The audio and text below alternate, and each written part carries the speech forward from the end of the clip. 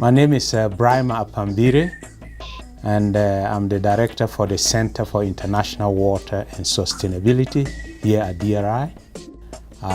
Currently, the estimates are that over 700 million people in the world do not have access to basic drinking water supplies, and 2.5 billion people do not have access to basic sanitation. So it's a very huge problem. There's so much, diseases related to poor water, sanitation, hygiene. So there is a global movement now about addressing this basic need, that we have more than 10% of the world's population who do not have access to basic water, sanitation, and hygiene. There's history to this. DRI has been involved in international water issues, first in Ghana, and then also expanded to certain West African countries. We've been doing this for over 20 years. We are working in West Africa in watersheds that a lot of wells, many wells have been drilled. And we are collecting data, water level data, water quantity, pump test data. I come from the northern part of the country, which is the poorest part of the country, and I grew up in a village. Growing up, I faced, water scarcity. We did not have latrines in our home. But then when I was a teenager, we had the Canadian International Development Agency that came to my area to drill wells.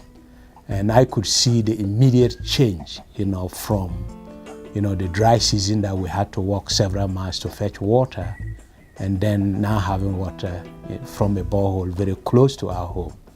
So I have a very personal connection to this. WASH, water, sanitation, hygiene, is a very complicated area. It's a multidisciplinary area. It's engineering, it's science, it's social work, it's health. So one benefit that DRI can have is to create partnerships with others, that we can bring our science, we can bring our applied research, and then working alongside with these people will be able to address problems that are, affecting the poorest of the poor in developing countries.